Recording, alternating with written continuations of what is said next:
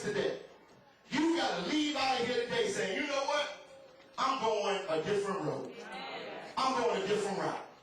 And I wish that I could stand up here and shout you, but I'm just trying to minister. Because for some of us, you've been going down road X your whole life. But you want God to do what God is doing on road Y. And I've learned that if you want something different, sometimes you got to do different stuff. Look, if you want the Lord to minister to you and to meet you, you can't keep on doing what ain't working. Lord, let me say that again. If you are hanging out with folk that ain't about nothing, what makes you think you so strong in 09 that you can still hang out with the same folk that ain't doing nothing, but get yourself together and move out? Sometimes you gotta go through your phone, hit contact, scroll down, and just delete some stuff. And you don't listen to what I'm saying. You don't even have to call them and tell them. When you see them at Walmart and they be like, I ain't even seen you in 3 months, where you been? I just been busy. I've been doing what the Lord is trying to get me to do. If you want to holler at me, you'll meet me at 6 months time on Sunday and show me that you are about something. Sometimes you gotta just change the number. Sometimes you gotta move your table at lunch. You can't keep on sitting at the same table with the same old folk talking about the same old stuff and think that just because the clock switched from 08 to 09 that some stuff is going to change in your life when you've been doing the same old mess the whole time. Every now and then you got to get your lunch and go all the way to the back of the cafeteria, eat it real quick, get back to your desk before the people that ain't about nothing find you and drag you back into the same mess. Y'all, can I just be honest? Sometimes you got to go instead of going in the front door, come in the back door. Instead of going down Curry Street, go down Main Street. Instead of going down Grace, go down Franklin. Every now and then you got to try it a different way. And for some of us, you got to switch up where you are. Instead of sitting where you are with the folk that ain't about nothing, you need to just go to the whole other side of the sanctuary. You might need to switch up your church school class. You might need to get to your Bible study a little earlier. You may need to wake up early in the morning to pray a little longer and a little harder for God to do what God says God is going to do in your life. And the only way it's going to happen is if you are like the Magi and move and go another way. If you keep on going, what would have happened if the wise men had gone back the way they came? What do you think Herod was going to do? You think Herod was going to say, come on, brothers, let me give you a hug?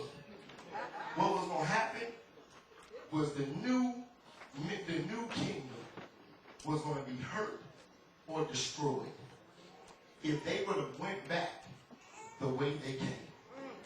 If they would have went back the way they came, they would have had to tell Herod where Jesus was. And if Herod would have found out where Jesus was, then Herod was going to go and kill Jesus. And sometimes it is a matter of life and death.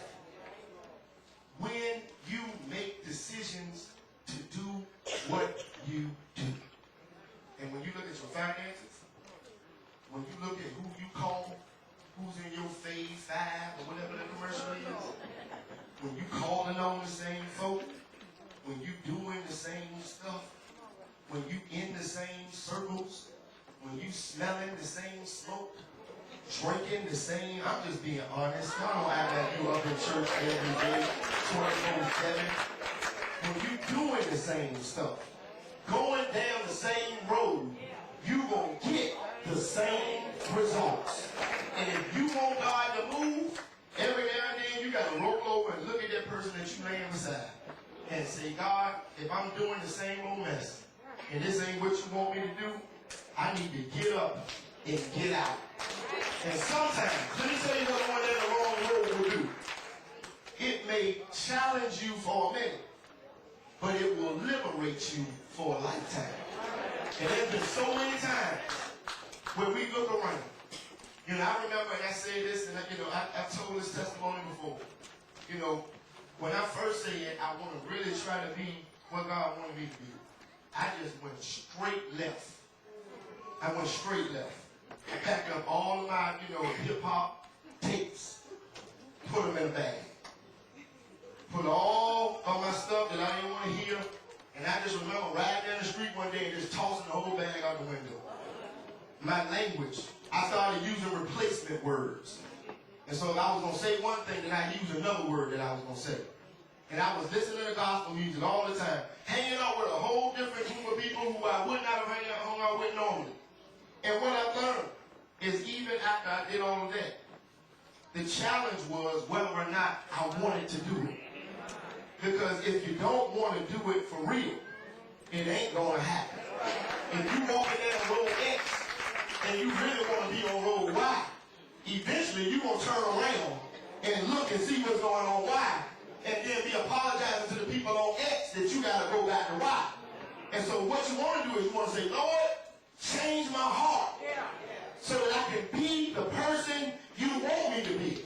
And then position things around me that will better able to assist me so that I can be the person that I want to be. And once you go that route, then there's certain things you just ain't going to tolerate. You may have done it 10 years ago, but you can't even do it no more.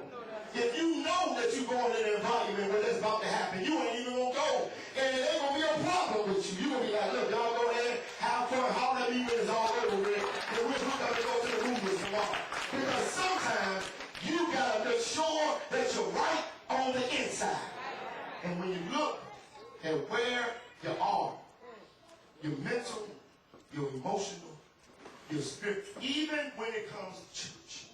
One of the things that even this morning, like between last night and this morning, I'm saying to God, God, get the church right.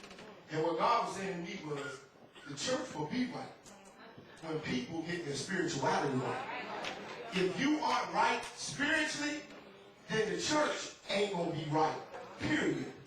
If you got a bunch of messed up, jacked up, conniving, gossipy, evil, mean, hateful, cliquish folk in the church, I don't care. I can be up here preaching, pass out, have a stroke, and it won't make a difference. The choir can sing the perfect note, and it won't make a difference.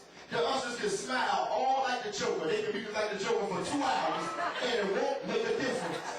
Because if your heart is right, if you want 6 months' time to be a great church, get your heart right.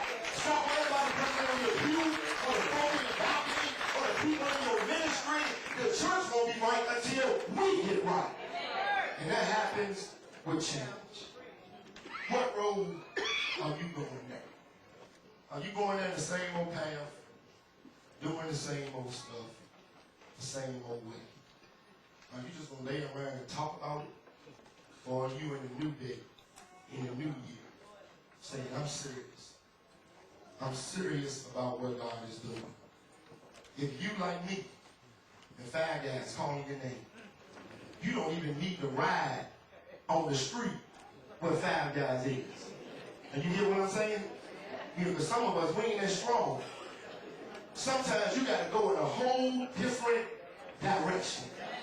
If you know so-and-so, all you got to do is hear their voice when they dial your name, then there's some ways that you can block some numbers out from even coming in.